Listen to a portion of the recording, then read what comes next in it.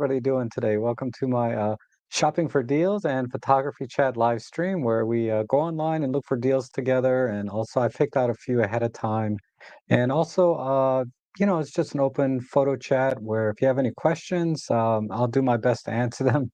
Ideally, today, in the spirit of the stream, it'll be about gear and looking for deals on gear and talking about that. And I can help you make some decisions maybe about different types of accessories and products like filters and tripods, camera bags, things of that nature. I see Nils here listed. Awesome. Thank you so much for your support. I really appreciate it. As always, my YouTube channel here is supported by you guys through memberships and donations and coffees. Subscribe, like, all of that good stuff. And also, it supports a lot of my efforts offline to help photographers in the field through photo clubs and meeting with people. Because a lot of the time, I don't charge anything for my time to help people. I've even done several Zoom style calls or video conferencing, no charge. Um, so, uh, any support that I get from you guys in the community is greatly appreciated. Okay, that said, I see Steve is here. Good morning. And Jeff and Paul, good morning. And Paul Crisp and Erna, I'm doing well, thank you. Always much better to be on weekdays. Way too many people usually here on Sundays. Oh, okay. And Roger's here. Good morning. And Rob, you seem like such a nice and kind person. Pretty rare to see people like that these. I appreciate that. I try. I try. Most days I'm pretty good. We all have our ups and downs. Like yesterday, God, I was so tired. I had to go to not yesterday, but Sunday. I went to a photo shoot after shooting almost 2 days nonstop and a ton of driving. I put hundreds of miles on my car this weekend. And the last thing I had to do was like a 5 o'clock in the evening on Sunday photo shoot. And it wasn't even my photo shoot. I was just there to help them with their lighting. And again, I wasn't charging anything. I was showing them how to set up their flashes, and we were in an outdoor setting. I got a few snaps in. They're on my Instagram of this Indian lady. Uh, she wore her traditional Indian outfit and holding dumbbells and just very, very strange. I don't know. It was the other photographer's creative vision, not mine.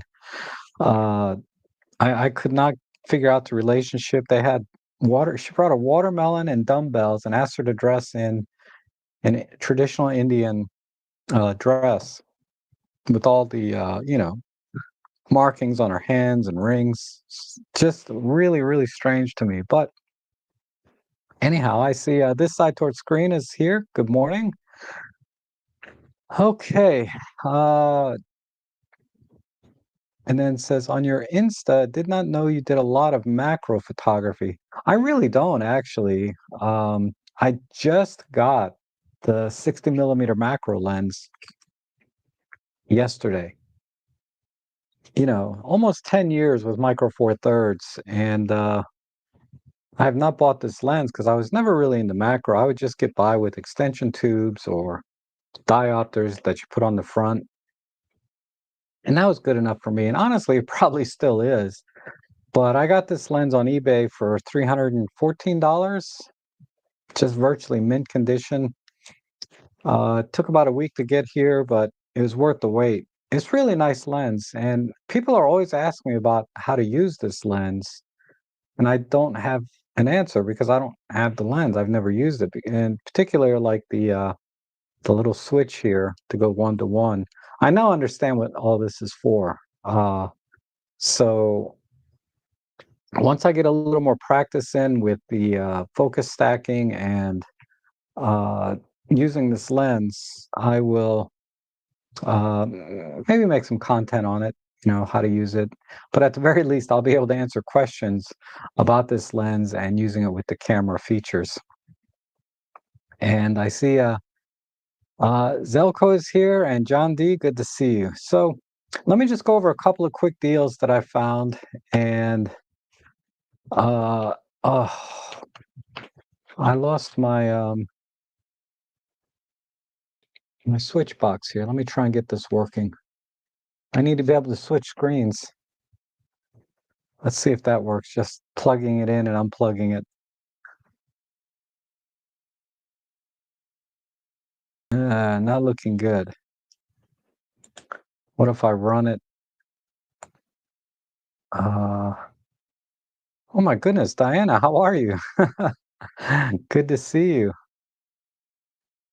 Diana's a good friend of mine here that she comes to the States a couple of times a year. Hopefully, I'll see you again soon and maybe in June. Oh, let's see. What is this called? Loop deck.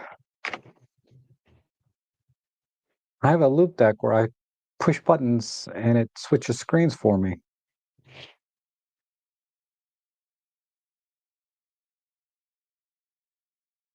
Okay, the loop deck is on. So why is it not connecting?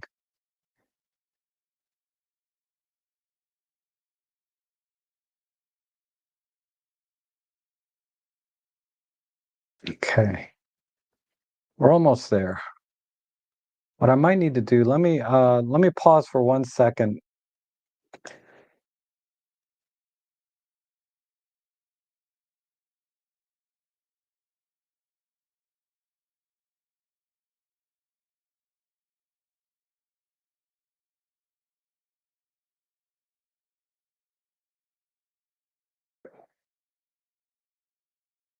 Okay, so now the screen is working. Let me fix the camera. Uh,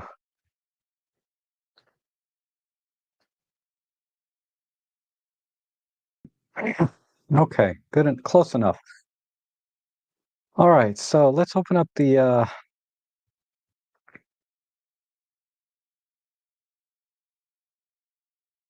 oh wait, why is there we go. Now we're good. Sorry about that. All right. Where's my button here? Good. We're almost there.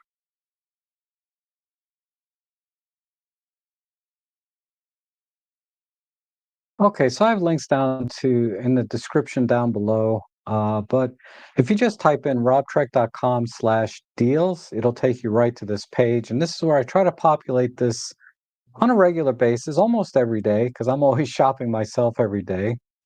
And good news is this bag here is on sale again, 50% off or 40% off. Uh, this is a great little sling bag. I know some of you have already bought this sling bag, and the feedback has been also very positive. I haven't heard anything bad about this bag. But you know, this is half the price of any comparable bag of this size and quality. So I can highly recommend this, and it's you know it's perfect for our Micro Four Thirds cameras. You know, and smaller cameras like maybe an A7C or Fuji XS20, those kind of things, and carry a couple lenses together. Uh, but you can also fit a full frame camera in here. That's what they have pictured here. But really, then you'll only get one camera and a couple of accessories, maybe one camera lens and accessories. But for Micro Four Thirds, you could easily fit the camera with you know 3 or 4 primes potentially, right? So it's not going to be too bulky. And there's some straps at the bottom to also carry a small tripod. So you know, it's a very functional bag, enough pockets and zippers to carry things, and the quality of materials is fine for this price point. So and there's a couple of different colors here. They have tan and gray. So you definitely you have a choice here. Uh, there. So this is a very good deal I can recommend. If you have an OM5 or an EM5 Mark III, you can get a half leather case. Now, I have bought Mega Gear half leather cases, and they're great. So I can recommend this case for $27. It's not a bad deal. And I thought this was interesting. This is a little tiny kind of retro style camera. I mean, the quality is not going to be great. It's going to be probably even worse than a cell phone, right? But then maybe that's okay for something like this. And it's very small. Let's see if they show a picture to give you some perspective of the size. They don't really. But I'll tell you, this camera is about this big. It's probably a little shorter than my cell phone here and a little thinner. So it's basically like a little bitty thing. Maybe about this big. But what's interesting is, of course, the design I think is pretty cool, but also it has a top level screen. So you flip up that little cap, screen protector, and you look down to shoot like this, like the old twin reflex type cameras. So just something, and it comes with a 16 gig card. There's a 10% coupon here, so don't forget to check that. So you'll get this for like $41, basically. I don't know. I was thinking about getting one, but I just have too many cameras as it is. I don't know. It's kind of cool, and for 40 bucks, that's not bad. And the reviews seem to be okay. Let's check out some of the reviews if they have any images here. Wow, it looks pretty nice. There's a coffee mug to give you some perspective of the size. It is a tiny camera, and there's a couple of images here. So, yeah,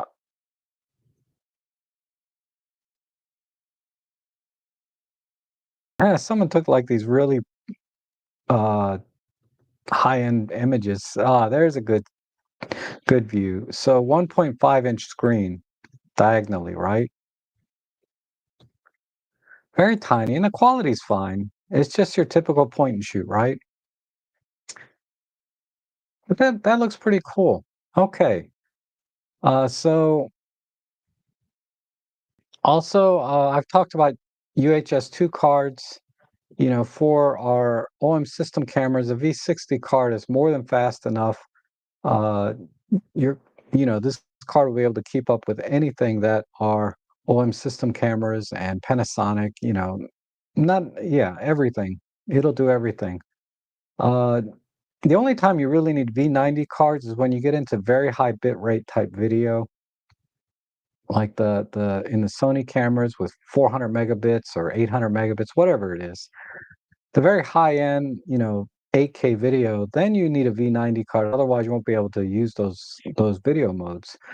But for everything else, certainly everything our own systems cameras can do, this is perfectly fine. And you can see I bought one. I've had this, geez, year and a half now. I can't believe it. I feel like I just got this card, and it's been a year and a half.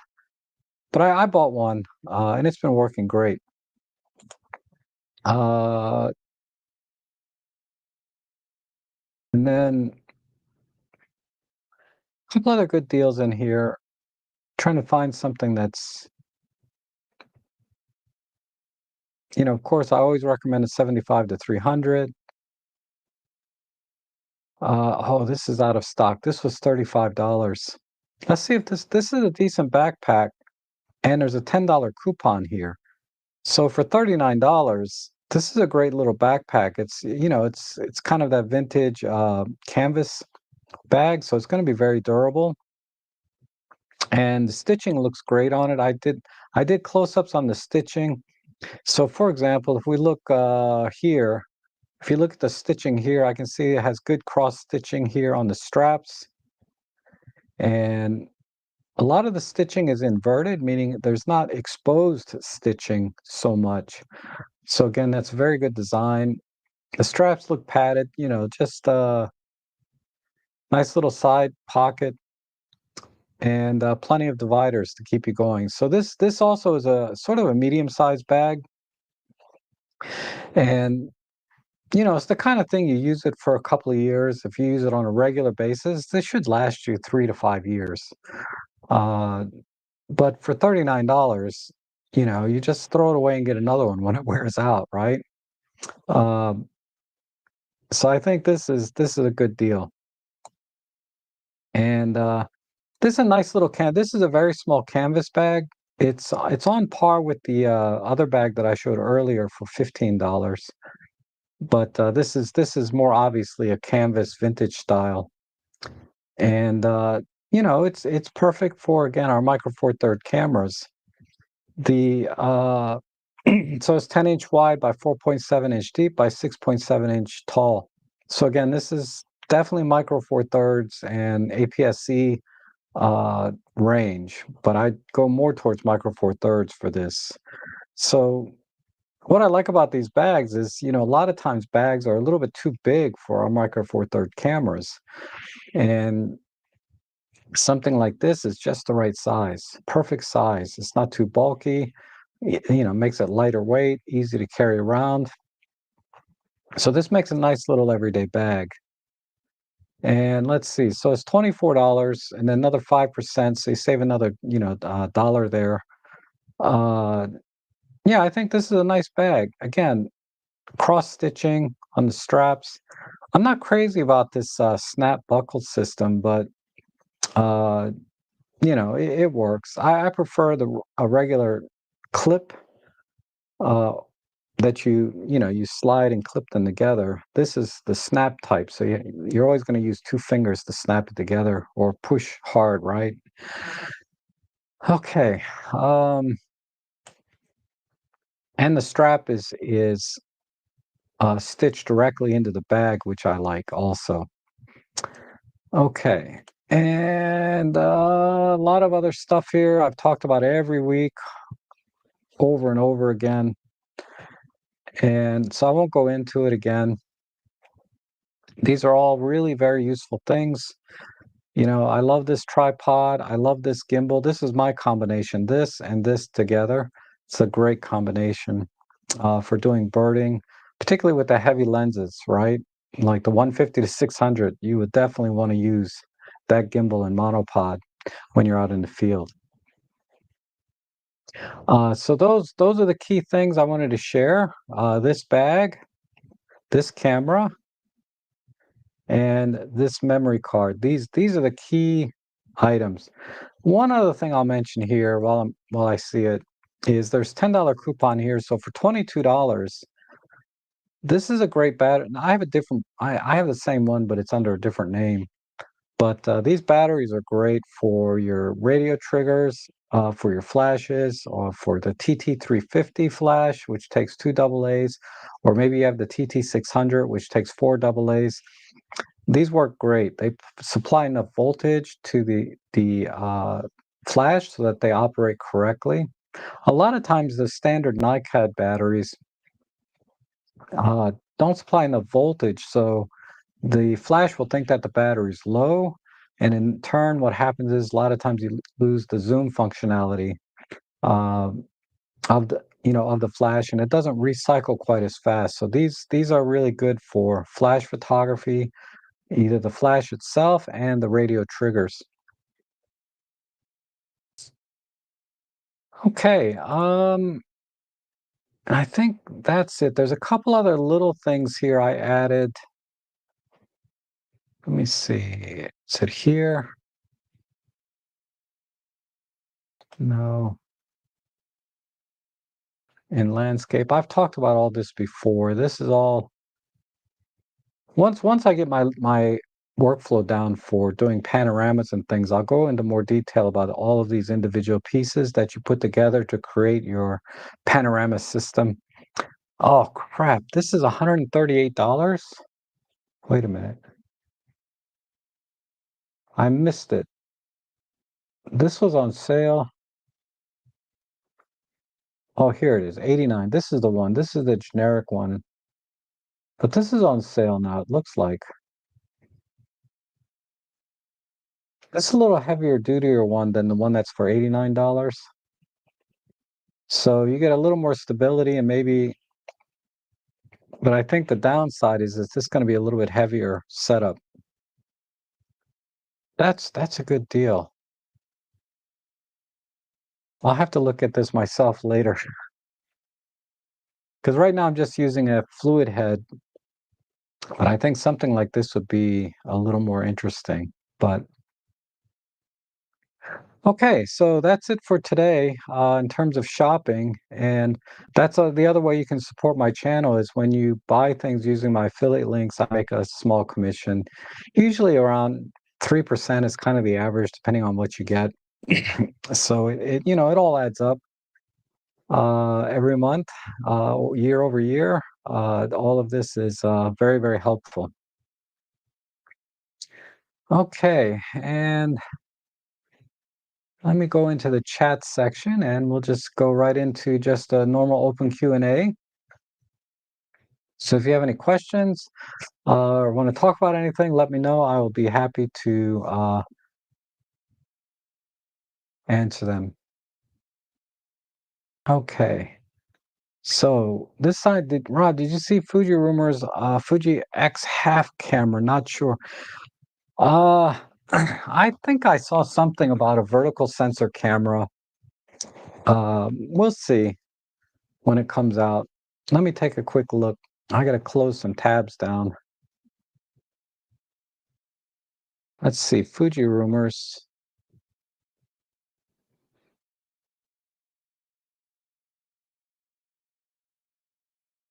Oh, wow. So the official Fujifilm half teaser is launched. That's interesting. So what are the specs here? 1-inch sensor. Uh, it's even smaller than the XM5. Wow. By half a centimeter here. Optical viewfinder, exposure compensation. Any idea on pricing?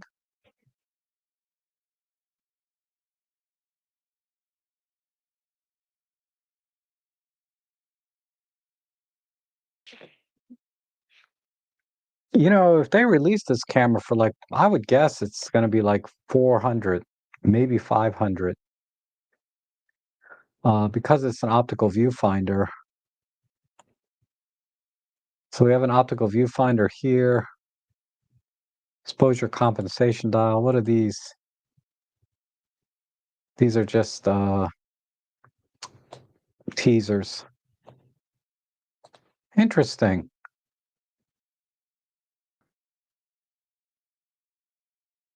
Okay. I don't think it's a camera I would get. I don't I don't know who would buy this camera. It's got a fixed lens, right? F2.4.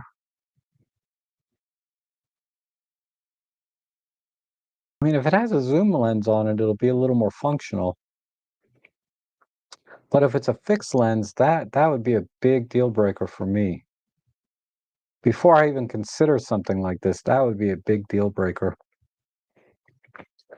But okay. And it's gonna have to be under $500 because the Sony ZV-1, I think it's called, their little compact camera is around 600, but that that's a Sony, right? This one is Fuji. They're really gonna have to. I will have to see when it comes out, but it doesn't interest me much at all. Uh, I mean, 1-inch sensor versus I use like the TG5, which has a 1/2.3 inch sensor. Doesn't matter to me, but the TG5 has a zoom range of like 25 to 100 millimeters, so it's a lot more usable to me than say a fixed lens camera. Like this looks like it's a fixed lens camera, so I don't know if I would really use it. And that's one of the reasons I'm not a big fan of the GFX 100. Even though it has that digital crop, it just seems kind of a wasted opportunity. Uh, they should have really put a zoom lens of some sort on that camera. Even if the aperture was even higher than f4, I'd be okay with that. Okay, and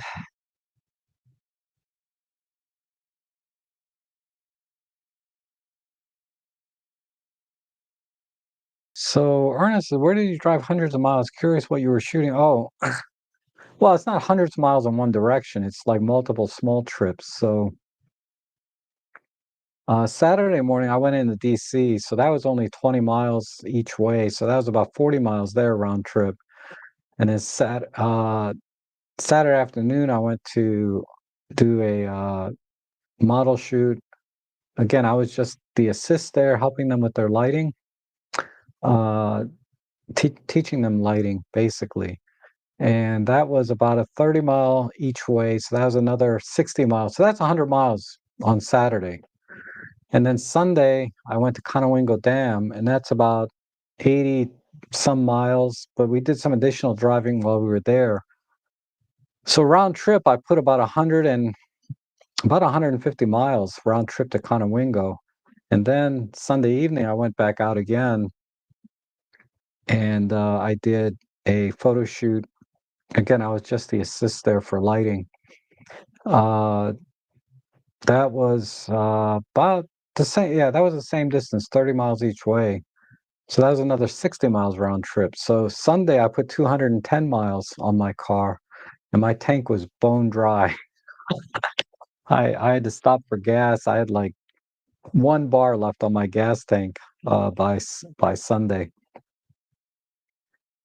Okay, and let's see.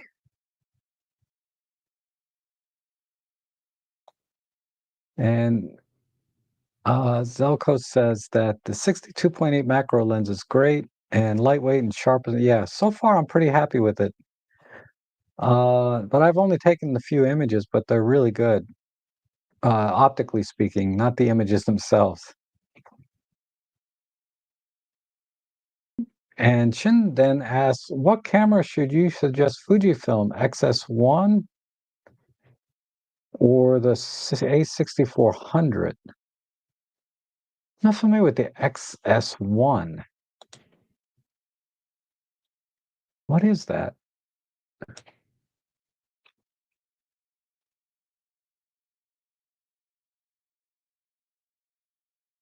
I mean, that's an old DSLR. So clearly get the okay. If that's the camera you're really referring to, well, you get the A6700 or A6400 because they have the Sony A61, 64, and 65, 66.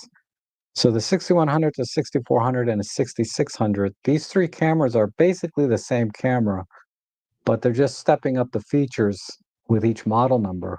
But it's the same sensor and processor, autofocusing system, all that's the same. And the A6400, I think all they did was bump up the EVF. Trying to remember. There's some minor updates to the 6100.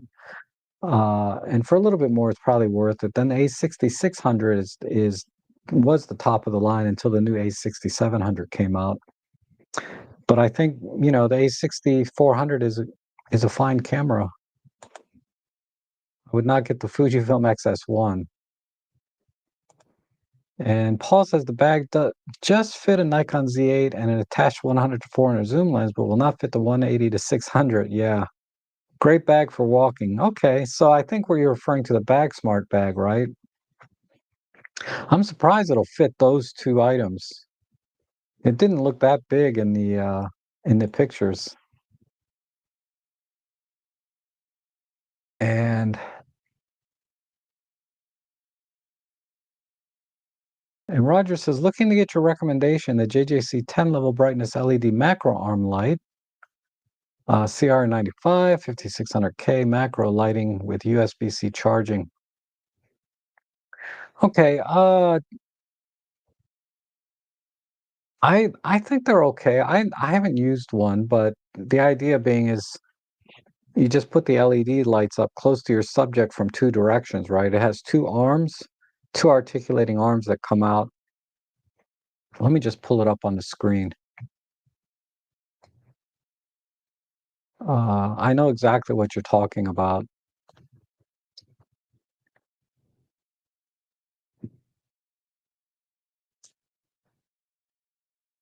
So we're talking about this thing, right?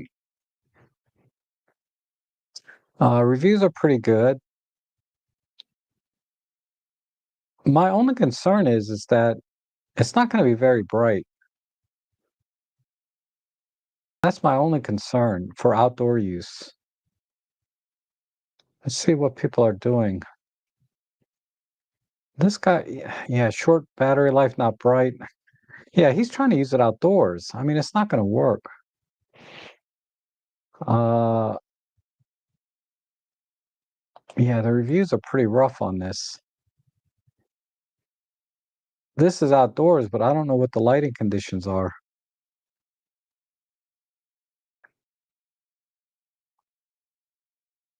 Oh, I see. This is indoors. All right. So honestly, I think if you're working in very controlled conditions for certain applications, this light is fine. But as a general uh, LED light, I don't think it's going to be bright enough for a lot of situations, particularly outdoors. As you can see, like this guy saying the batteries lasted 5 minutes, et cetera, et cetera. That all makes sense, and it's not going to be very bright. The problem with LEDs of this size, right? Like I said, they're not very bright, but you combine that with a lot of times in macro, you're shooting at f8, f11, so you're not going to get enough light into the camera with these LED lights. So I honestly, for what do they want? 40 bucks for this? Yeah, 40 bucks. I wouldn't do it. If anyone here has used this in the chat section, let us know what your experience has been. The only application I can see this being useful,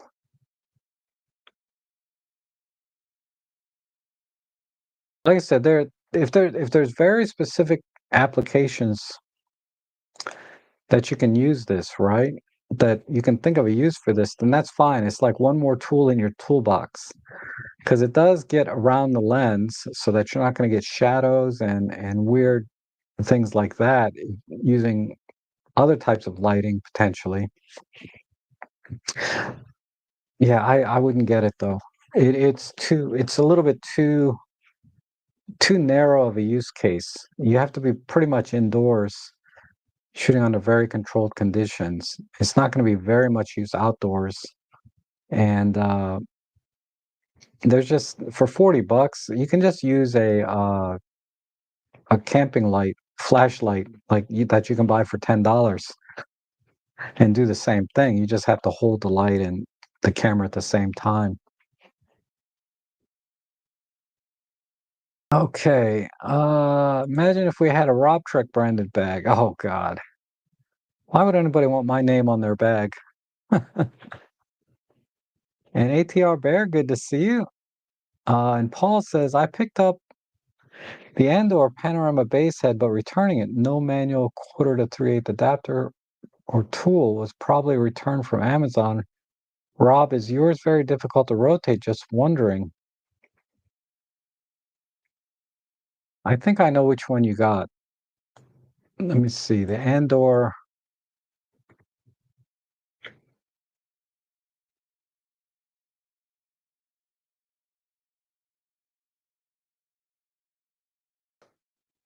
Uh, they come in a lot of different brands, but it's probably you probably got something like this, right? But it has the Andor brand on it. Let me see if I can find the Andor one.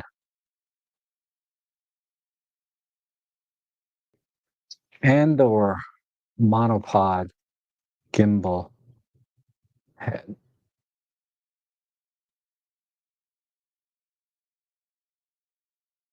Hmm.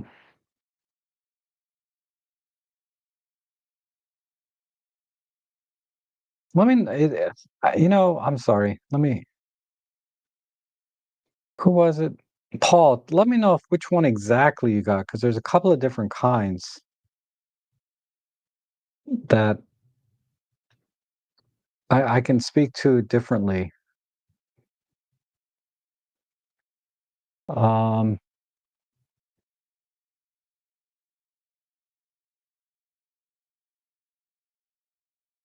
yeah, Paul, if you could leave in the chat section, but I'll just talk about this generally for now. I assumed you got something like this. This one does not turn smoothly. It's a little bit too small, and this feature that allows it to flip up vertically is very, very little use. I don't recommend this one. I bought it and I returned it. And I ended up buying this one. And this one is very, very good. Very, very good. So it turns very smoothly. It doesn't have that 90-degree sort of tilt up thing, but it's very smooth. And I like this one.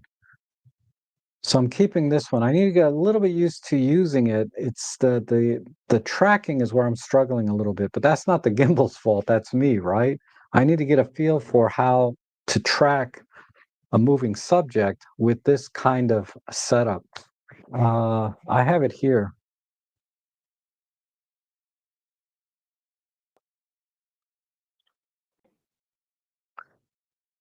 But this is the setup, and you can see this turns very, very smoothly, even with the lens and everything attached to this. And then you just use the monopod to rotate it. I could loosen this up, and then this will rotate as well. So I've done that. But yeah, this works. This is a great setup. Very, very smooth. And a lot of people say their images are a little sharper with the monopod, which, makes sense because you're adding another point of stability to minimize, motion blur, or I should say camera shake. But let me check the chat section. Uh, Paul, I picked up another panorama head, but returning it. Okay. So, Paul, this is the one. Sorry, this is the one that I got. This is the one that I got. So I don't know if that was on the screen or not when I was talking about it, but this is very good. This one, don't buy this one, it's no good. And then on my deals page, okay, there's another type here. There's this kind. Uh, I've seen mixed reviews of these very cheap panel heads like this. If this is the one you got, despite the reviews on here, the problem with this is the base. Mainly in the base where it doesn't pan smoothly and there's a little bit of play in it. Uh, so, for $69, it's fine, but uh, for a little bit more, you can get a little better setup. And these are kind of big, bulky, and heavy. When I feel like, the one I just showed you, this one is just as functional for all intents and purposes as that big, bulky one. So I don't see any reason to buy that one over this. And they're about the same price. This is actually $10 cheaper. So I don't recommend this one. If you're going to get one of these, you really need to spend some decent money. Sure makes a good one. Uh,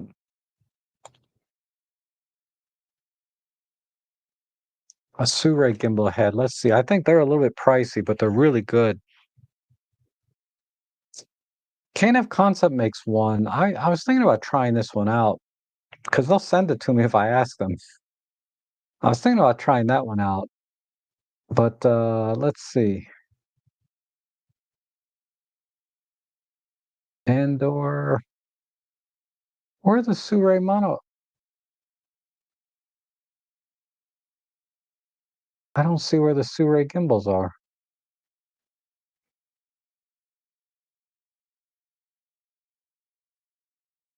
I know this is a good one. A lot of people, not a lot, but this is a carbon fiber. It's 300 bucks. It's on sale now. Uh, I have no problem recommending this brand in general. This brand is very, very good. And this is their and it's relatively lightweight because it's carbon fiber, and I know the action is very smooth on these high-end type gimbals, and that's why people spend the money. So if you're going to get this style gimbal, I recommend spending some money and getting this one. Okay.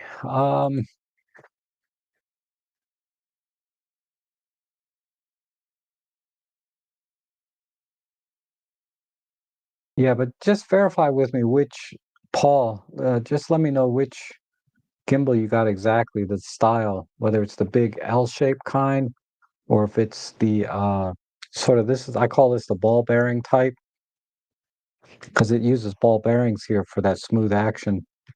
Or if you got that one with the 90-degree angle. Those are the three styles that I've seen. Okay, Rob, have you updated DxO to 8.5? They've added deep prime options that were just released in Pure 5. If so, what do you think? Yes, I have updated it. So the main thing for me was that it now natively supports the OM3. It also has an improved algorithm for the Fujifilm X trans sensor. So these are two key things.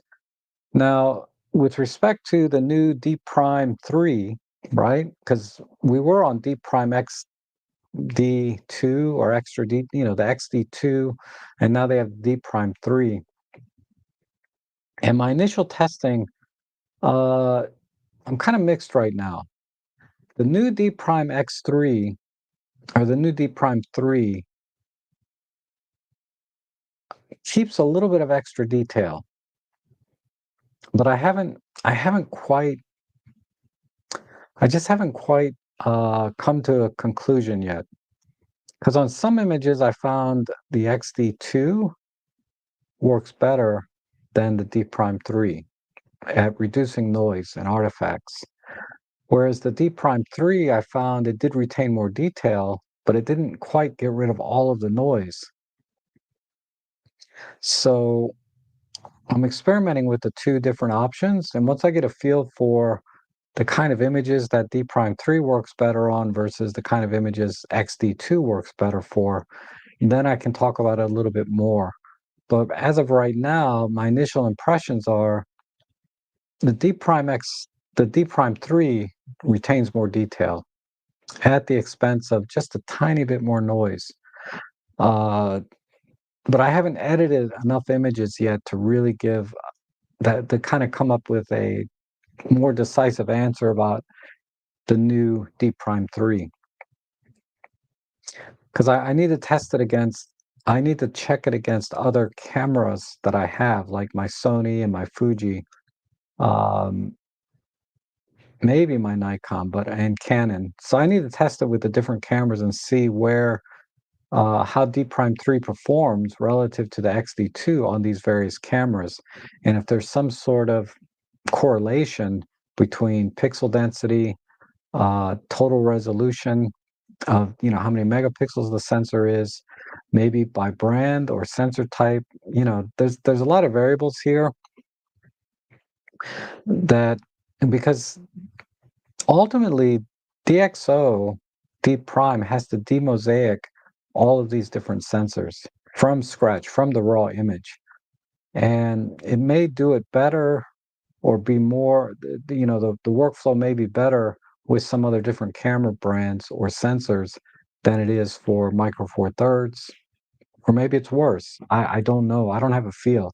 But for my OM3 files, like I did a bunch of, birding this weekend and some portraits. For those files, I kind of like uh I like the detail I was getting out of the D Prime 3, but it didn't quite clean the noise quite as well as the XD2, but the XD2 was smudging details. So, just to give you an example,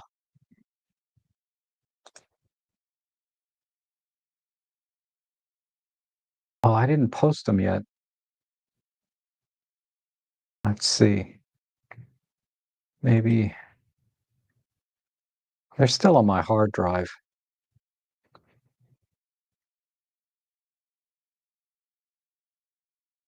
This is a good example.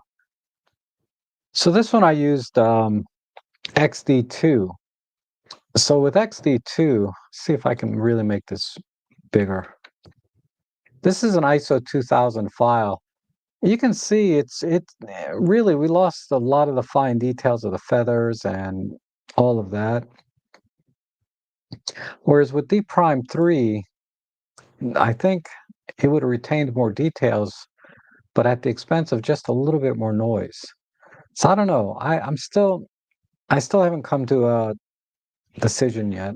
But I'm comparing it. I'm comparing it.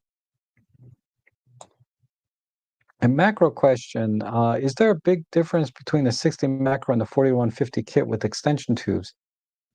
It's too early to say. In terms of when you say by big difference, I assume you mean optical quality. Um, it's too early to say. I mean, clearly the 60 macro should be better, right? But I just got the lens yesterday, and I've only done a few images. And when you look at my macro extension tubes with the 40 to 150, and you look at some images I took yesterday with the 60 macro, eyeballing it, you might not think there's much difference between the two. But that's not that's apples to oranges kind of situation. It's not the same subject, the same lighting conditions, the same settings, all of that. So I have to set up a very controlled situation and compare the lenses that way, and then be able to reproduce that in the real world, uh, similar to the testing conditions, and then I can make a better assessment between what's better than the other. All I can say is I haven't been disappointed with my 40 to 150 kit lens with macro extension tubes. They've been more than good enough for the little bit of macro that I do. The reason I got the 60 macro uh, is because the problem with using extension tubes or diopters on the front of the lens that I've been doing lately is you lose infinity focus, and which means that if I want to go from using it as a macro lens to just a regular 40 to 150 lens, I have to take the diopter off, which is no big deal, or swap out the extension tubes, take them out, and put the lens back on. So there's definitely a workflow issue with the 40 to 150 and using some sort of the macro adapter one way or the other. The 60 macro is just on your camera, and you can go from macro to regular use, you know, without swapping lenses or doing anything. So it's more of a workflow thing. And also with the 60 macro lens, you can do in-camera focus stacking, which is the last few images I posted on my Instagram. Uh, well, I have them here on my Flickr. These are in-camera stacks. But this I was using the 12 to 40 Pro with the diopter. Let's see. Let me go to my Instagram. Yeah, so something like this is an in-camera focus stack with the 60 millimeter macro, and it looks great to me. But you know, this is something you can't do with extension tubes and a diopter with the 40 to 150 kit lens. So, uh, I bought the 60 macro lens for those reasons, right? Workflow and the ability to do in-camera focus stacking. The optical quality, for my purposes, it's not much difference. But for people that are a little bit more critical, I think there will be a difference. But I need to figure out a way to measure that and do a comparison. So I'll try and do that. Yeah, camping light it is. So look for a tactical camping light. Something that, okay, so when you're looking for a camping light, you want at least 250 lumens brightness. Uh, if you can get a 500 lumen camping light or higher, uh, you'll be okay. But then you're going to start paying like $20, but it's going to be more usable. Now, camping lights, also the LEDs are very low quality. You're not going to get, the CRI index, but that doesn't really matter. I never found it really to be a problem. Uh, I can see a little difference between a low CRI light and a high CRI light. But if camping lights are useful for other things, right? But yeah, sometimes I'll carry like I have a $20 like 1,000 lumen tactical light. Uh, USB-C charge, and it lasts forever. So you don't have to worry, and it's very, very bright. But get it at least 250 lumens. The brighter, the better. And Marco, hey Marco, how are you? Uh, Meant to be here for the start. Did I miss any good deals? Yeah, just there's a repeat of a deal that kind of they expired and the bag sold out. Now it's back, but it's on sale again. The bag smart for 14.99. And I talked about that was the big one. Then there was this neat little camera, kind of a vintage twin reflex style digital camera for $41. And then there was let me go back to my deal page.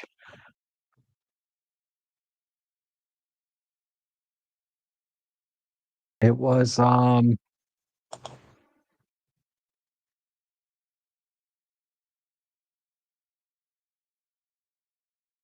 yeah, that those are the two main things. Now, I didn't talk about these lenses.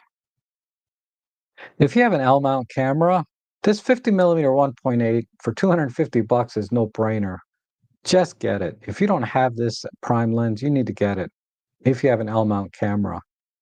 Another no-brainer lens to me is the 23 millimeter 1.4 for Fujifilm cameras by Viltrox.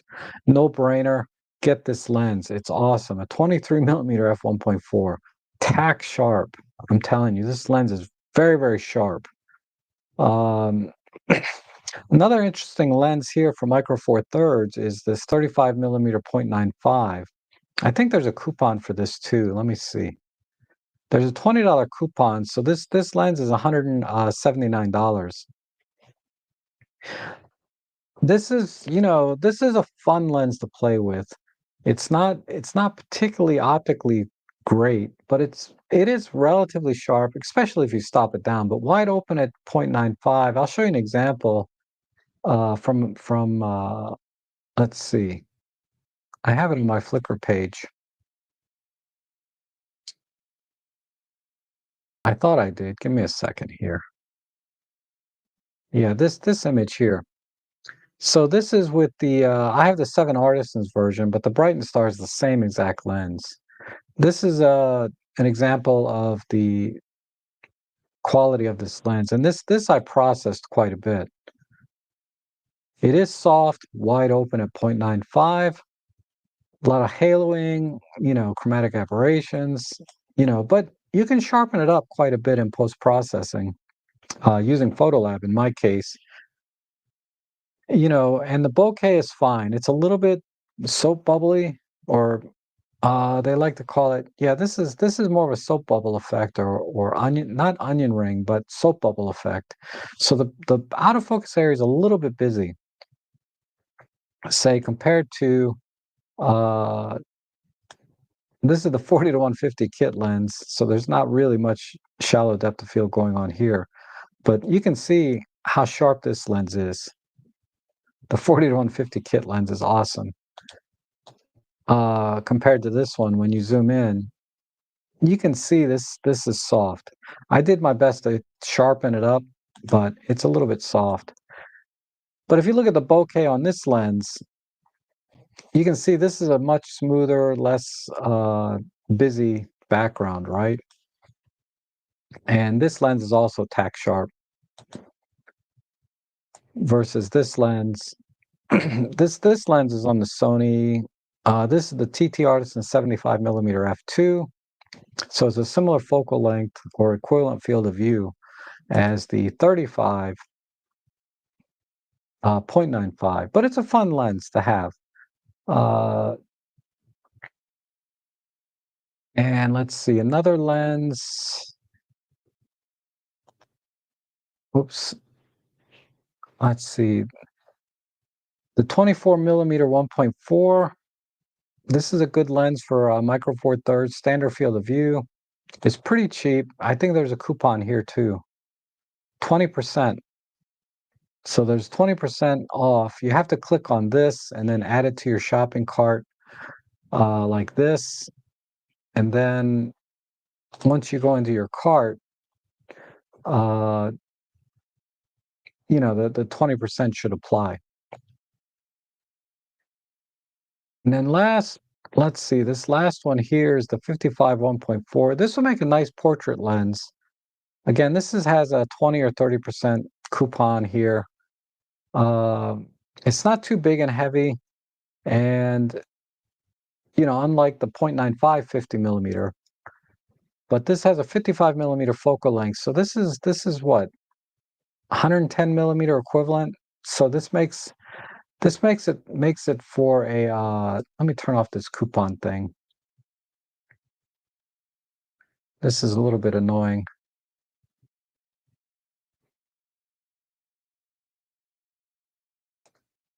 Um, it does come in handy sometimes, but it's not. It's more annoying than it is useful. Okay, so again, this is kind of a lens that is just for fun. Rather than buying, say, a vintage 50 millimeter lens or 55 millimeter lens that might have fungus and dust or scratches, it's better to just buy a brand new, cheap lens like that, in my opinion. You can find sometimes vintage lenses for cheap, like the 1.8s, the 2.8s, things like that. But I haven't seen any vintage lenses that are 0.95. And if you stop that lens down, the f2.8, f4, it's going to be very sharp, uh, sh- which you're manually focusing. So the sharpness is really going to be more about how good are you manually focusing than it is the lens itself. But yeah, I kind of like that deal. But that's all I found for lenses was this kind of group here. These all look pretty attractive and they all have discounts and they're all very interesting lenses. Whereas these first two, to me, are no-brainer lenses because this 23 millimeter is a 35 equivalent on Fujifilm. It's a great focal length. The lens is tack sharp. Uh, the autofocus is fast enough. It's not a sports action lens, but neither is the focal length, right? You don't use 23 millimeters for sport action. And like I said, I've had this lens before. I'm going to get back into the L mount system here one day. One of these days, I'll get back into the L mount system. I'm still shopping for an S1R, not the Mark II. I don't, I just don't see anything the Mark II offers over the Mark I, other than it's 200 grams lighter. That's a little bit tempting, but ultimately it's still going to be a big system because it's full frame. But I really miss that mount, that lens system. The 50, the 35, the 85. You can get all three of these lenses for like $1,000, three primes, and then you add on another 11, 1200 for the S1R, and you have an amazing, amazing setup. Okay, and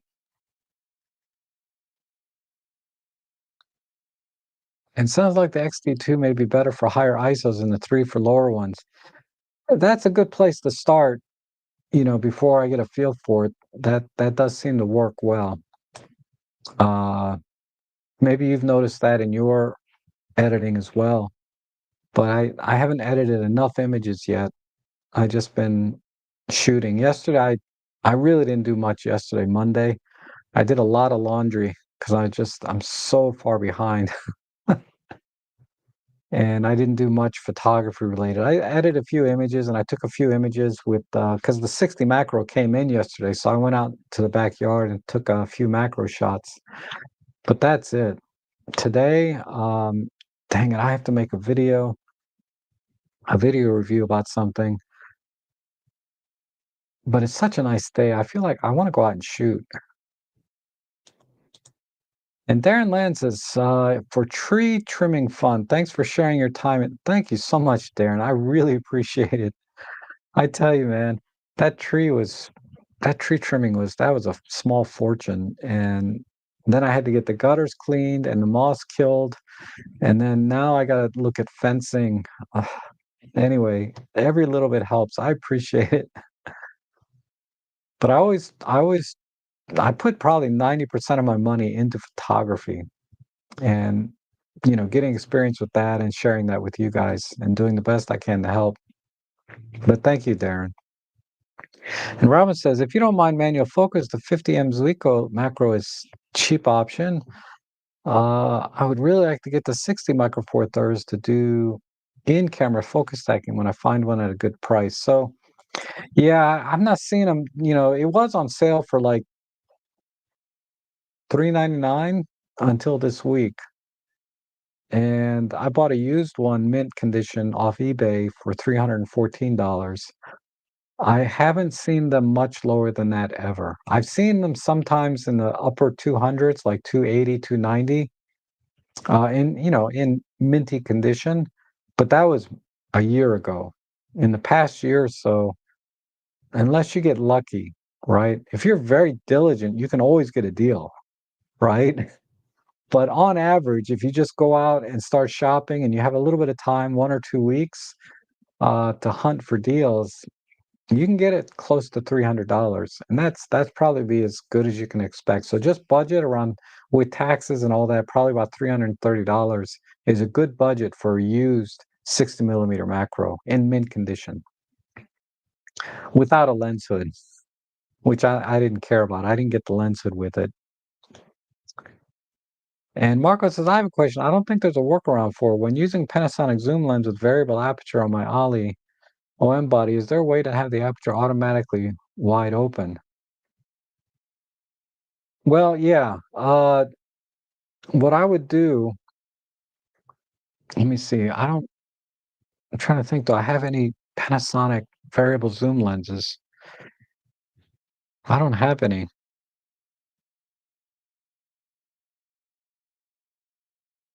All my lenses have fixed apertures from Panasonic.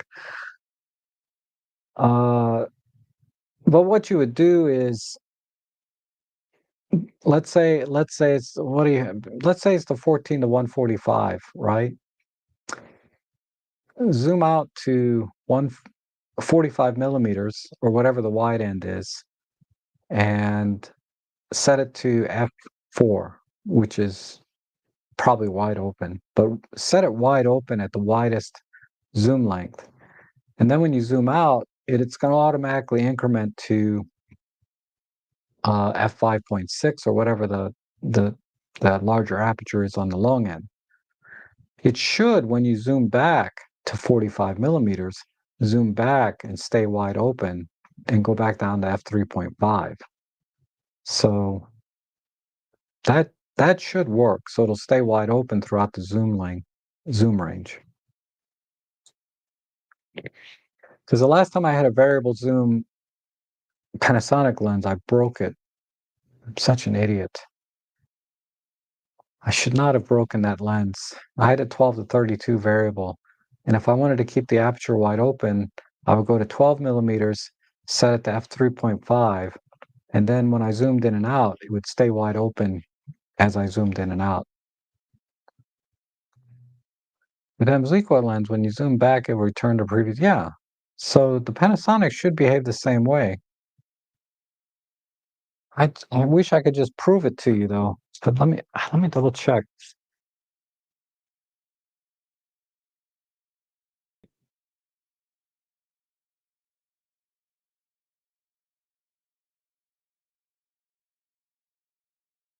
Yeah, I don't have any variable zoom Panasonic lenses.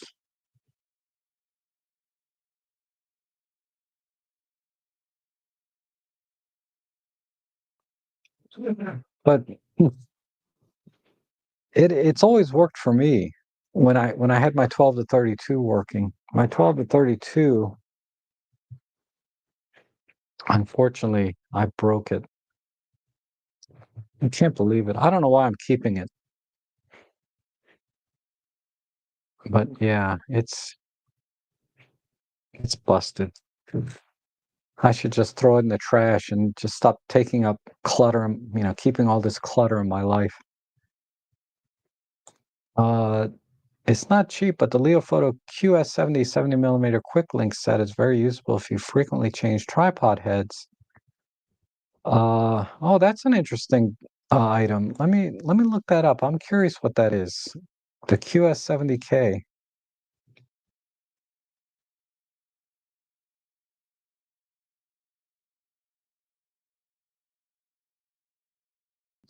So what is that? Oh, wow, look at that. That's pretty cool.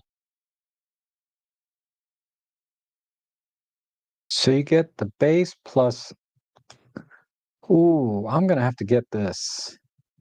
I'm gonna wait for a deal, but let me add this to the little things that help. That's pretty slick. So I assume it's a 70mm base, so it's pretty big. But how do you mount this? Okay, so those are non-slip screws, but the center screw is your standard 3/8. And then, oh, I like this. I never seen this before, but I really like it.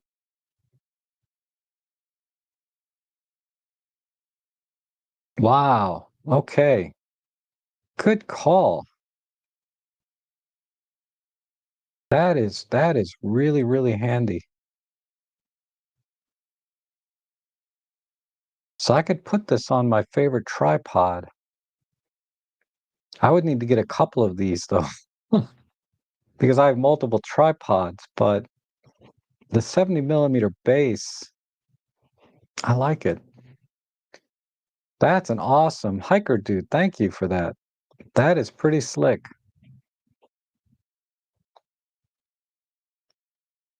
On the Panasonic lens, it will remain on the narrow aperture of the really? I don't remember that happening with this.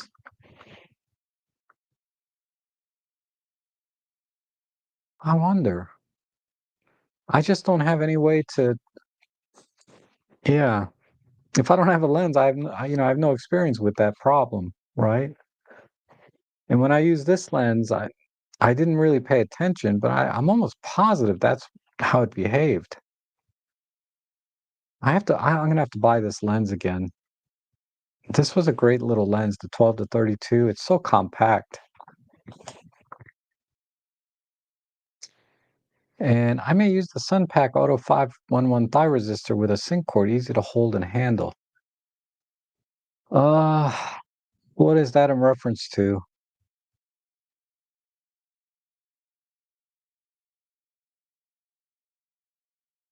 Oh, that's an old flash with a sync cord. Yeah, okay, I follow you now. Okay. Um, Paul says my Panasonic lenses work the way that way on my own one. Oh, really?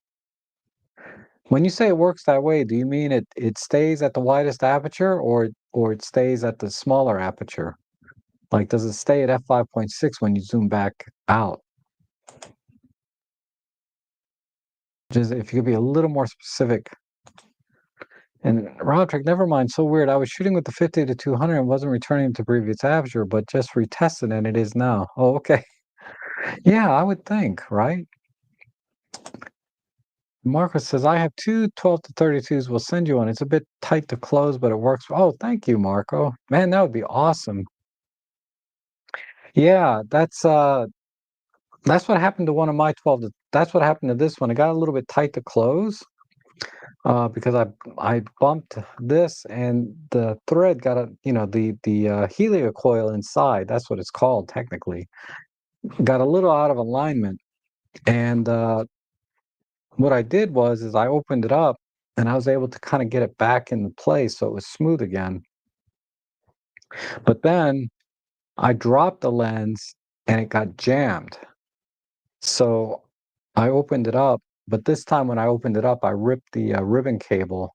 So never open this up, unless you really know what you're doing. I ripped the ribbon cable on it. So man, that'd be awesome, Marco. I appreciate that because I love this lens. Sorry, yes, stays at the widest. Okay.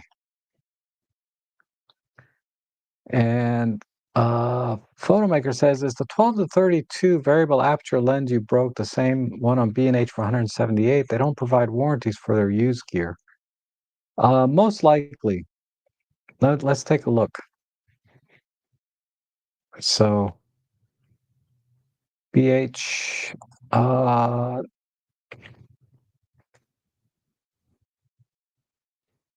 to 32. Let's see, it'll come up because they have a pro version of this.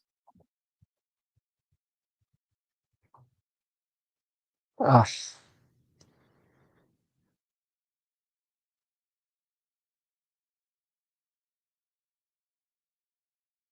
how come it's not coming up as a?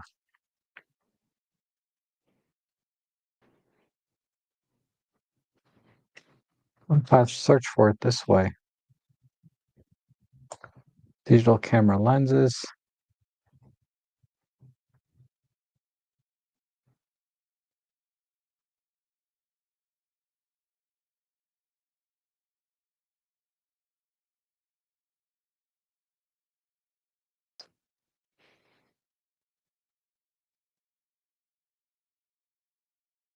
That's weird. I can't get it to pull up.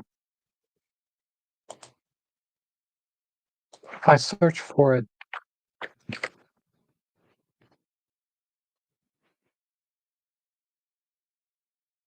Lumix G.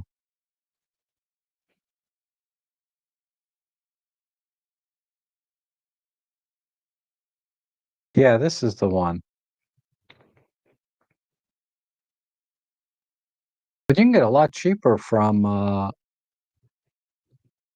like MPB. Even KEH has a cheap one. Oh, that's not Kate. I'm sorry, that's not the same lens. eBay, $74. But yeah, it's this lens. This lens is pretty awesome. It's definitely a really good lens. But yeah, you can find a better deal on just be careful with eBay. If the items are if you live in the US and it's coming from outside of the US, uh you might get hit with a tariff or something. My 60 macro came from Japan. I didn't get hit with any tariff, but my understanding is probably around May, early May, you might start to have some problems.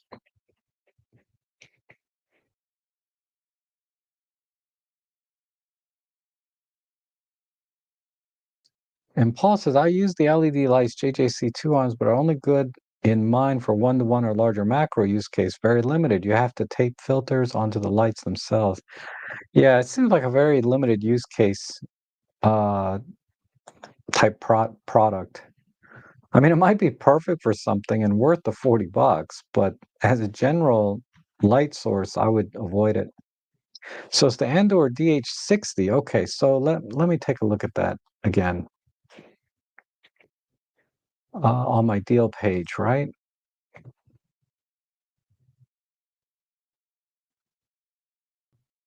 A and D.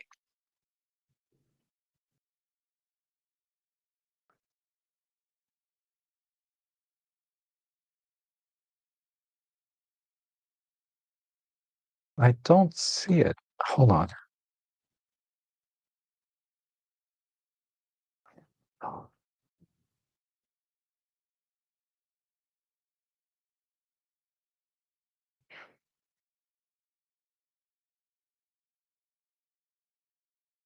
Oh, okay. All right. So we're talking about this. This is totally the panoramic index, the indexing rotator.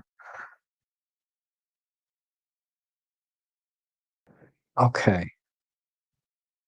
So this is a very low profile indexer, and being low profile, it's going to have a limited range or a limited number of selections for indexing. 15 millimeters is pretty good index for like a 25 millimeter lens. But let me look at show you the one I have.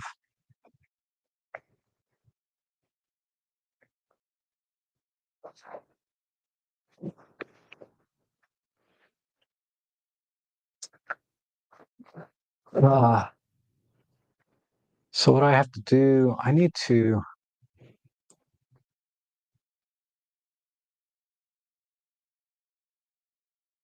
let me go back up.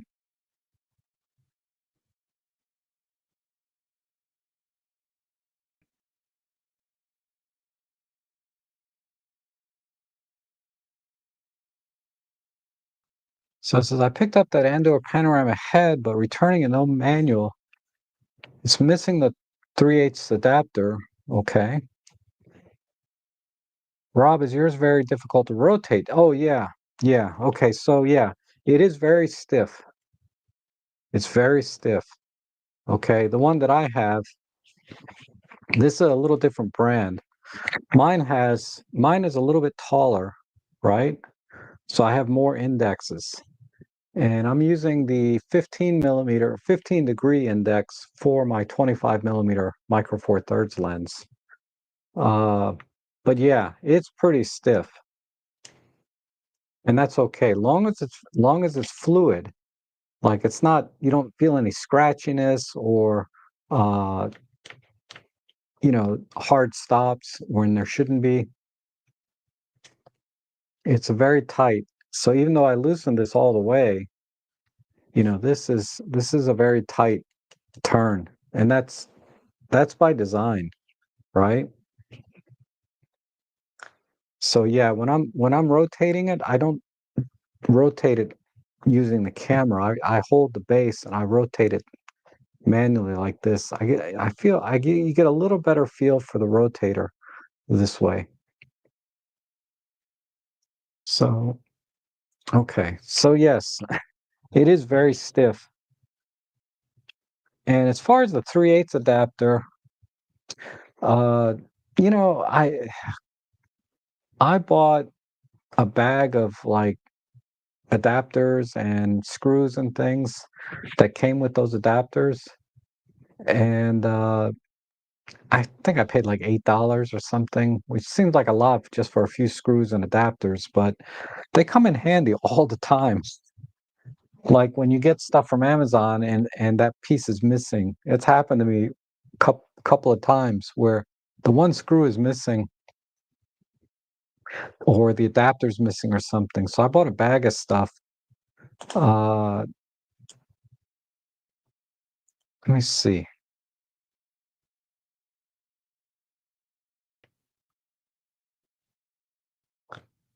if I can find it.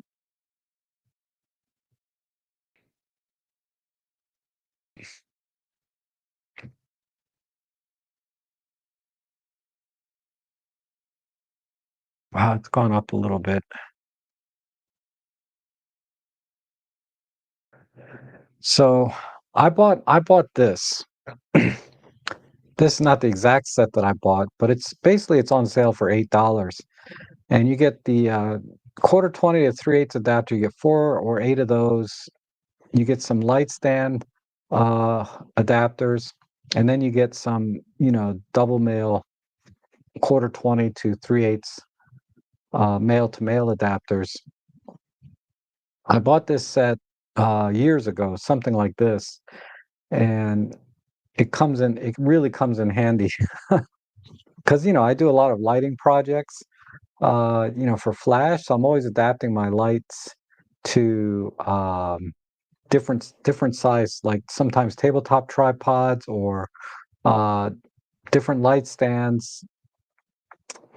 I don't know. I just found this a very, very useful thing. There was a little while where I was using cages on my camera, and I could use these double male adapters to adapt things. You know, it, if you like to tinker and experiment with different setups and rigs, This is really very, very useful to get something like this. Here's another set, $15. You get a lot more stuff. So 26 pack. Wow, you get a D ring here. Yeah, this is all useful stuff. So what I'd recommend is just buy a small bag of like this for $8 and just keep it. Because I keep a little container like this with all the little adapters and things in it. Like here's there's the male to male adapter and a 3/8 thread. There's a 3/8 thread kind of loose here. And I got like four of these little containers from the dollar store, and I keep them in here, and it's had magnetic base, so I can just kind of put it there. Whoops. Well, the magnet is weak, but I have a magnet on the other side.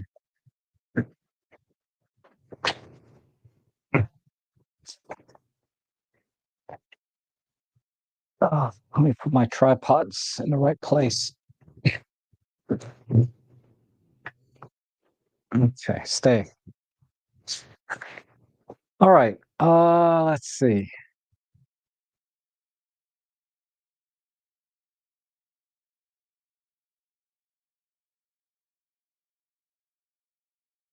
Showed on. Yeah, I found it. Okay, good. Uh, Question for people who also own the Panasonic 25 1.4. I love this lens, but the focus motor is loud. Not sure if it's normal or defective. Especially loud in aperture part. Yeah, what you're hearing is not only the focusing motor. I didn't find the motor itself very loud, but it's the aperture blades that are a little bit loud. So I have it on my camera now, I think. Let me see. Yeah, this one. So let me just refamiliarize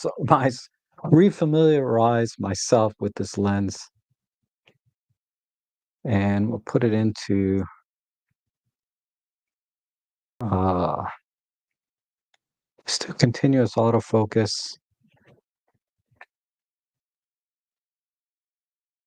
Put it f1.4.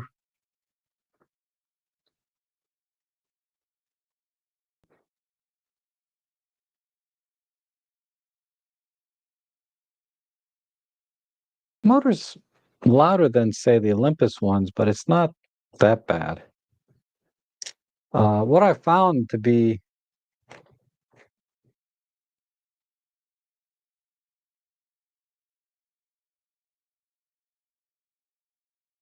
what I found to be loud were the aperture blades opening and closing. So you'll know you'll that's if you can hear the difference, right? Uh, I don't find it to be that bad, but it is louder than, say, the Olympus lenses or many other lenses. The other lenses, particularly the Olympus lenses that say MSC, which means movie still compatible, which means they were designed to be silent. Uh, Let me put it up near the microphone. Maybe you can hear it.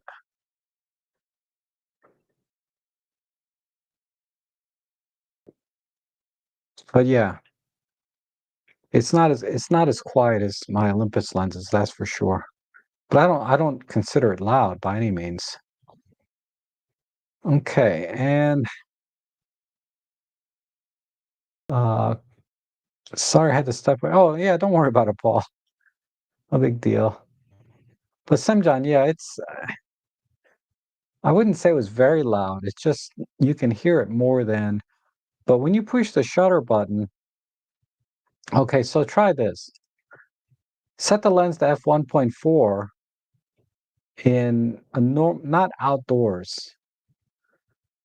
but maybe indoors in the daytime, but you're in the house with all the windows open, that's fine.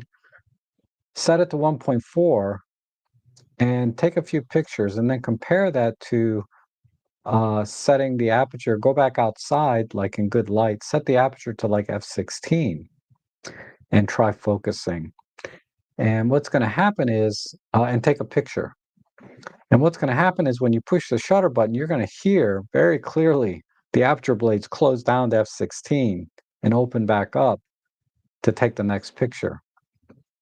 And there's definitely the aperture blades are very loud. I would call the aperture blades very loud, but not the focusing motors. The focusing motors are acceptably quiet, but they're not silent like on the Olympus lenses.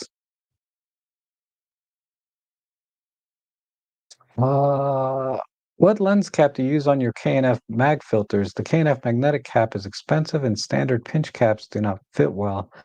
Uh, I bought the magnetic cap, but well, let me rephrase that. I have I have the set that has, the ND8, ND64, and circular polarizer and the cap all came together as a set. If you bought your magnetic set without the cap, um, I'd recommend, because it should be a 62 millimeter front, right? Where's my other? So, yeah, man, I didn't tighten that down. So this is a 62 millimeter front. Oh, I see. Yeah, the lip is very, very narrow here. I don't think you're going to have a good solution.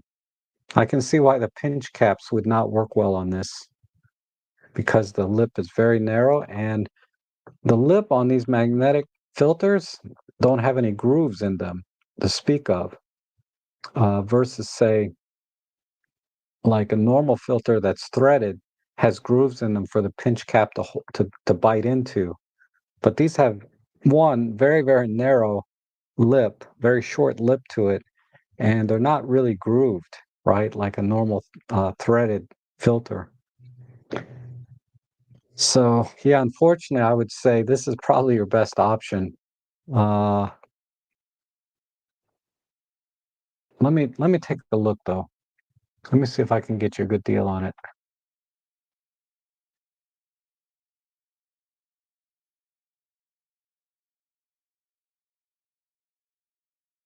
How much are they asking for the magnetic? Wow.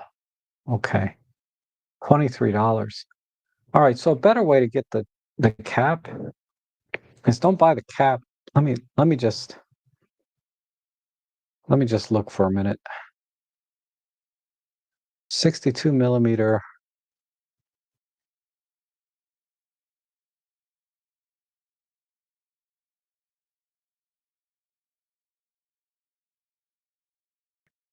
Let's see if there's a way around this.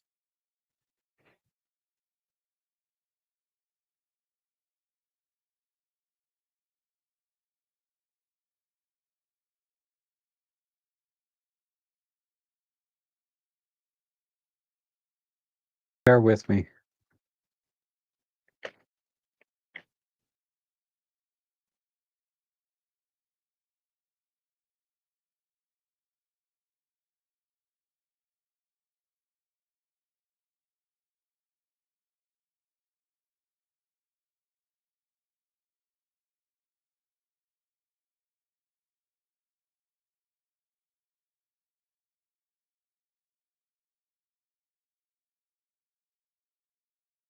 I'm gonna assume you need this.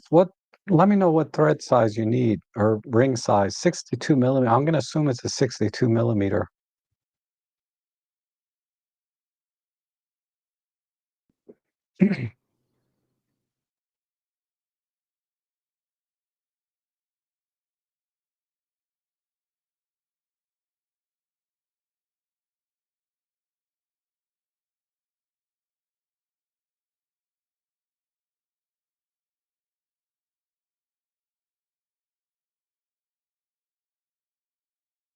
Okay.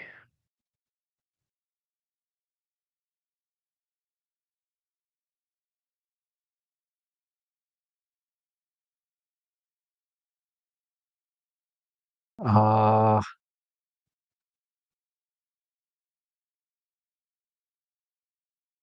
where's my Kent Faith gave me a coupon code, but I know there's some Easter coupon codes right now.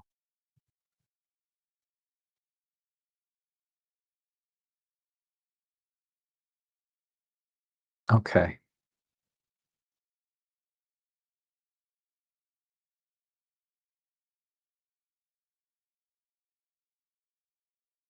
All right, so this is the way to do it. This is the let me zoom in so you can see this. This is the 62 millimeter magnetic lens cap. It's $21 if you buy directly from Kent Faith. And then you apply this coupon code. I have a 20% coupon code somewhere, but the 25% one is working. Cooper 25. So your final cost is $15.74 and it's free shipping and no tax. This is the cheapest way you're going to get it versus Amazon. The Amazon one is $25 basically, right? That's the 82, 67. Let me select the 67,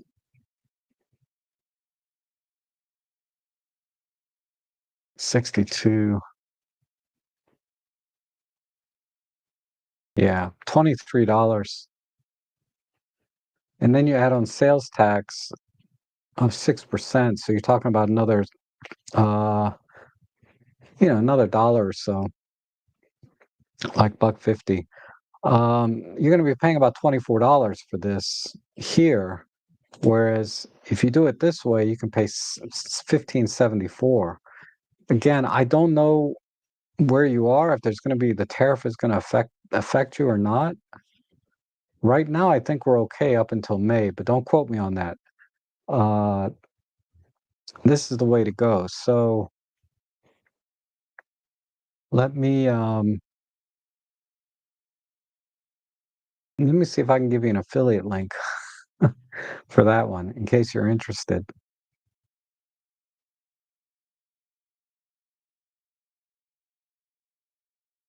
Go there.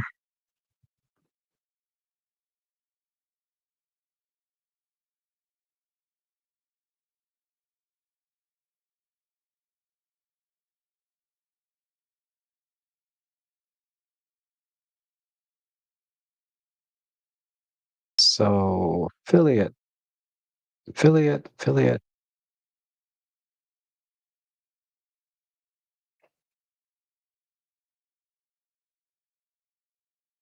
And this is part number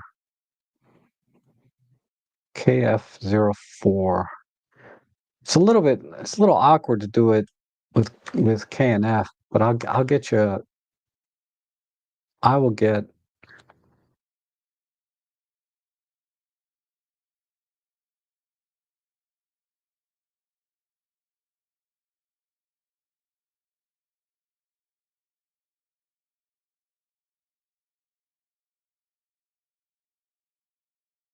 All right, phew, boy, that took a while. So hiker dude,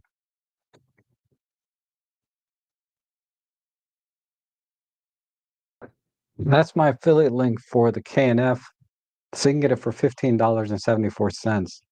And the coupon code you want to use is Cooper25,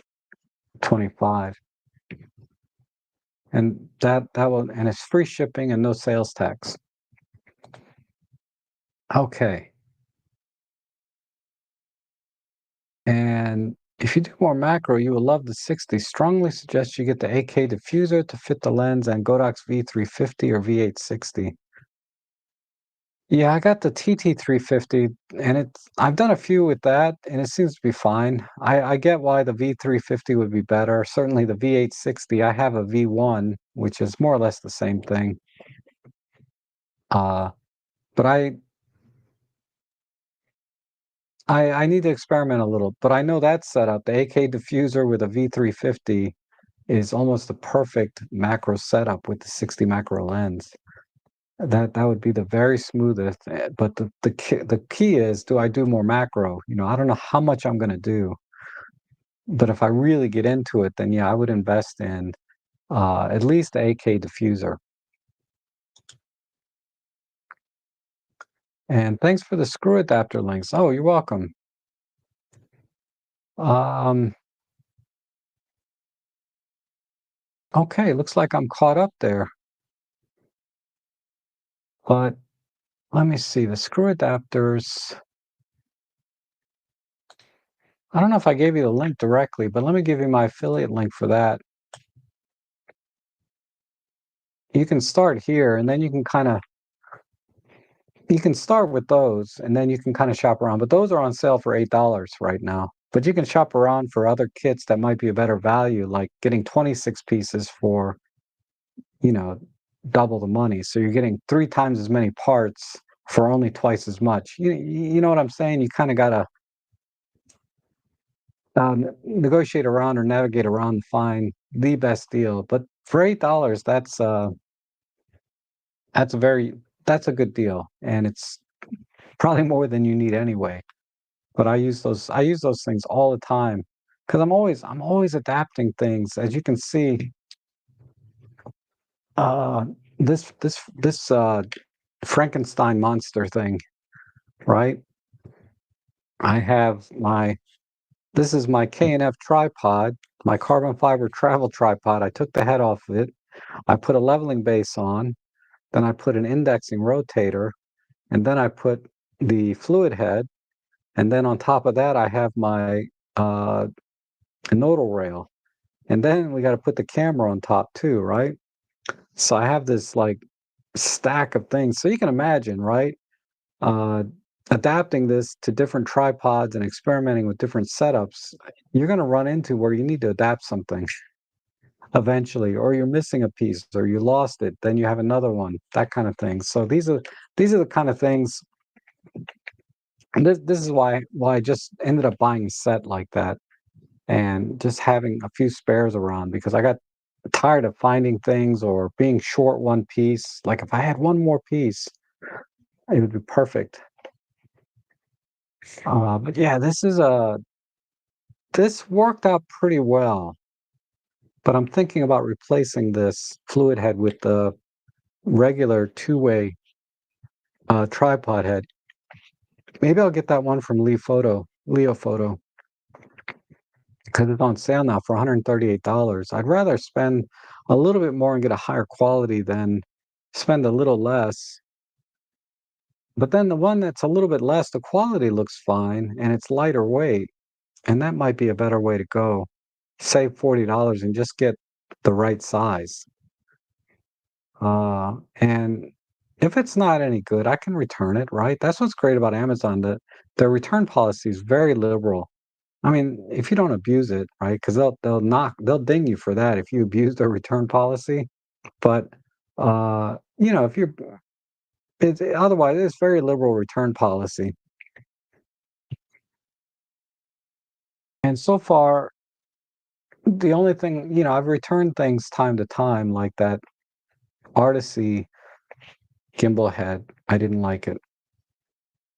I think it's fine for smaller, lighter setups where you're not using a big zoom lens. For something like that, it would be fine. But for what I wanted to do was, I wanted to put heavier zoom lens on it, and it just didn't cut it. And this side towards screen says, do you ever use a polarizing? All the time. I use it all the time. If you look closely, I have a polarizer filter on my 1225 f1.4. This is the K&F one, um, Nano X, and then I use the polarizer on here again, K&F. I'm partial to K&F because the quality's been very good for me. But this is a K&F polarizer. Uh, but this is the magnetic one, right? So I can just snap it on and off. But the kit that I got has the ND8 and ND64 variable NDs. And I just used these the other day for the portrait shoot that I did. Combination ND and circular polarizer. probably didn't need the polarizer so much, but I just used it anyway to minimize the shine on people's face, um, from harsh sunlight, right? So it helps a little bit with that, but not really. But I just put it on because I had it, and it doesn't hurt with a little bit of the shine and reflections you get on people's faces in bright sunlight. Okay, but I also used a quarter mist filter. Forget where that is. I think that's in here. I got this really nice K&F case too. Um, the quarter mist filter is, I bought this on sale. This is by Green. These are about $20, $30. I like this. This is a one quarter black mist filter. It does soften the image, tiny, just a very minute amount, but it makes enough difference that I like it. Uh, I'm gonna try and do some more with that, particularly for like video and portraits. Those two particular areas, I think the quarter mist black filter just takes away a little bit of that clinical sharpness that you get for doing portraits and for doing video. And I certainly use polarizers for my landscape and architectural, critical for that type of stuff, reducing reflections. If you like to do automobile photography, car photography, it's great for eliminating the reflections on the windshields and the hood and the paint and just getting a nice, crisp, clean image of the car itself without all these distracting reflections. Because a lot of times you have to take the picture outside. So polarizers are indispensable, in my opinion. And Rob, how do you feel about 82 or 77 millimeter filters and stepping them down for everything else? Uh, so the biggest, well,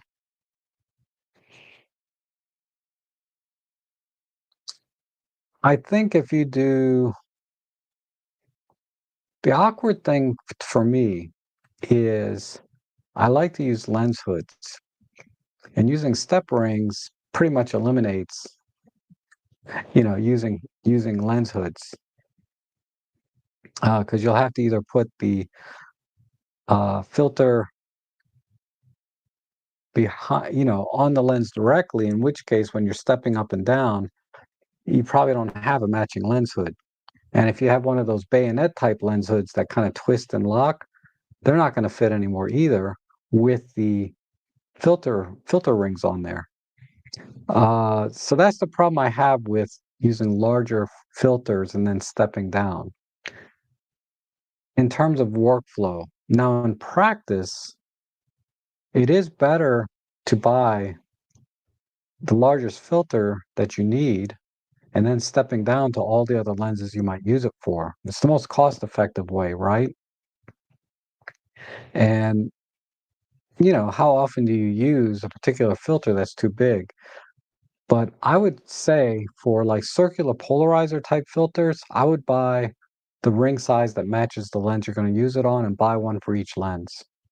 That way you can use the lens hood in addition to that. Same thing for solid ND filters. Uh, I would buy one solid ND filter for the lens that I'm going to use it the most on. So in my case, I typically buy the 62 millimeter ring size, and then I'll step up and down from there. If you're stepping up from 62 to something else, you have the potential for vignetting if you're shooting wide angle. But there's a couple, but there's potential for vignetting, but that doesn't bother me too much.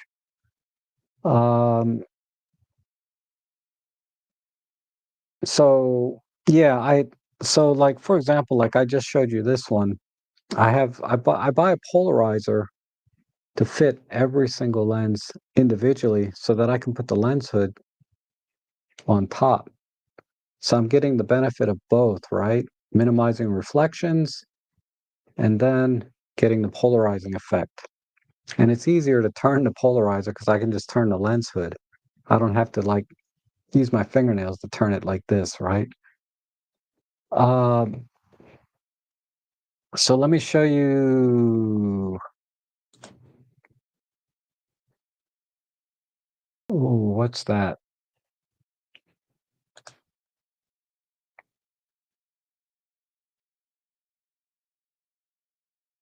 So I keep a spreadsheet of the various lenses that I have, the ring size of the lens itself, the ring size of the lens hood, because sometimes you can screw the filter on the front of the lens hood, right?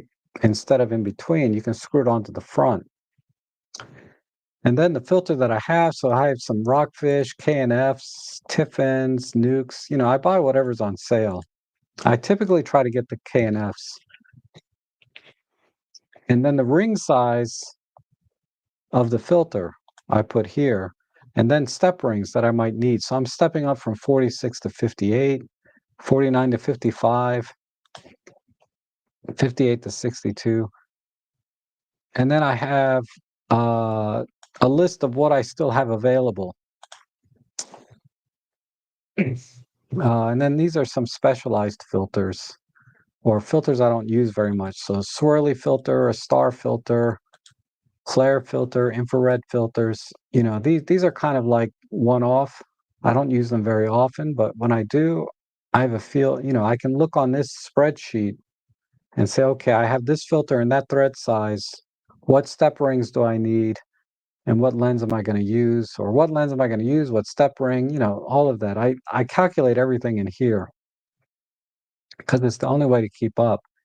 And then from there,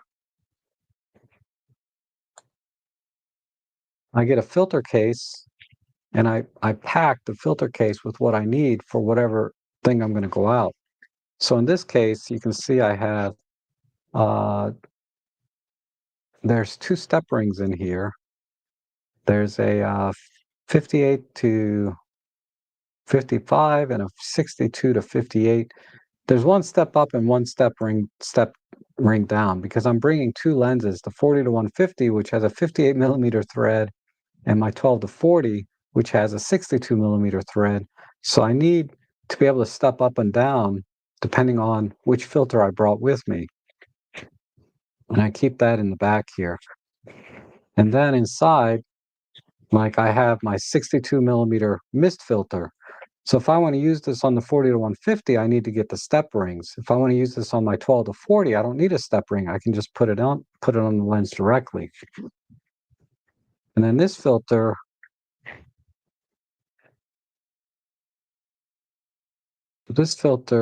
yeah, that's a 62 also.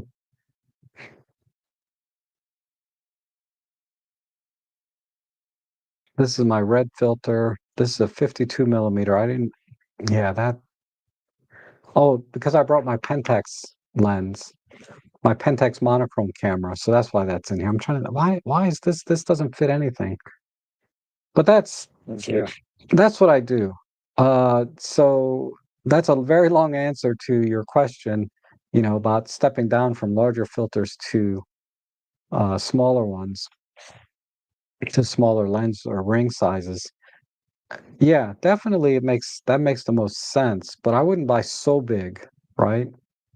But the main thing is if you're shooting with wide angle lenses, you pretty much have to step down from large to small because otherwise if you do it the other way around, you're going to get vignetting. And if that's a problem, then it makes more sense to do what you're saying. But for me, if you time it right, because filters go on sale all the time. I wait for a really good deal. Some of these filters I paid $3 for, and they're good enough for what I do. If I was doing professional work, like meaning, uh, if I was a little bit higher end professional, I get paid, so technically I'm a professional. But if I was doing very high end paid work, yeah, I wouldn't be messing with this. I would buy the filter I need for each lens. But as it is, I buy different filters and I buy the filter size that's for the lens that I'm most likely to use it on, and then I'll step up or down from there.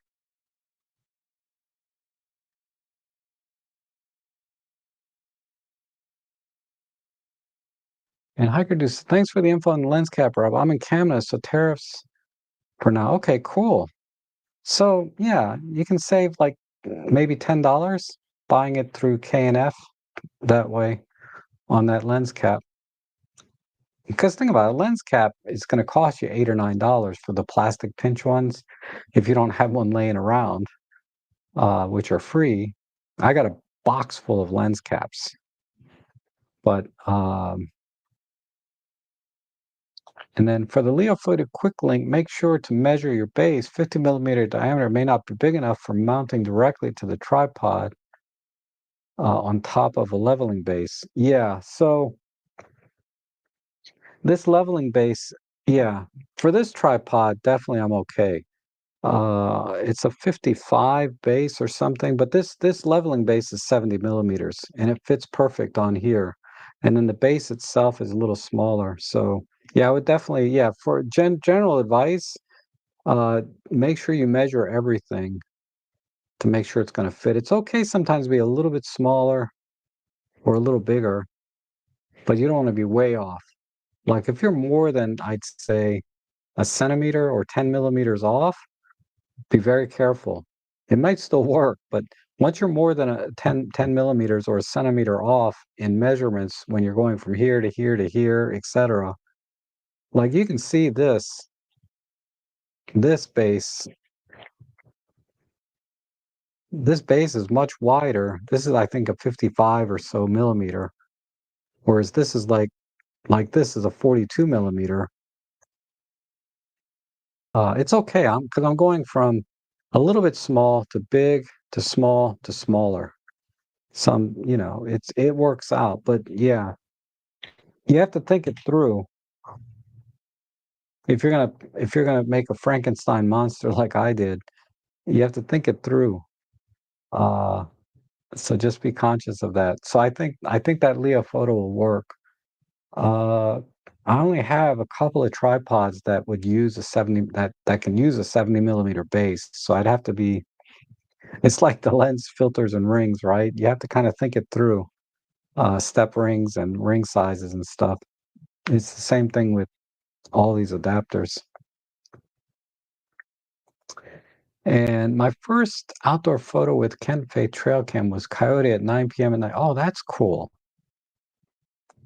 I've never seen a coyote in real life.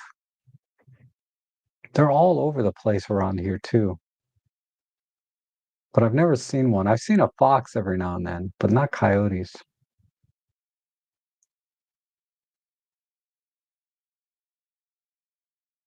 Right. Looks like I'm all caught up. So maybe we'll call it here. Uh, so definitely when you guys get a chance, if you can, you want to support the channel, use my affiliate links with Amazon, K&F, whatever. It's greatly appreciated. Donations, and memberships, all, or just like and subscribe. Uh, whatever works best for you. It's all greatly appreciated. Or just being here and participating, you know. That's always a great way to be here and support what I do here. Because your questions, even if you only ask a question, there's probably 100 other people that have the same question. So just your participation is a great way to support the work that I do here. So thanks for being here today. I'll be back most likely on Friday for photo editing live stream with the new DxO PhotoLab 8.5. I'm going to try and do some more comparisons between the new D Prime 3 with various cameras and stuff. I'm getting there. It's just so much to do. My vendors are breathing down my neck about where's our video review of our product we sent you. I'm like, I'm working. I'm next few days. I have it ready. Don't worry. But it's good stuff. I really like this backpack that I got. I never thought I'd be a backpack guy, but I really, really like using backpacks now. And I have a messenger bag. I have a battery charger, which is pretty cool. And the 75 millimeter f2 lens from Seven Artisans. That's a really good lens, but it's for Sony. So not many people are going to watch my video. because I'm not, I'm not known for Sony, but, uh, you guys are awesome. Thanks so much for being here, and I'll be back again soon.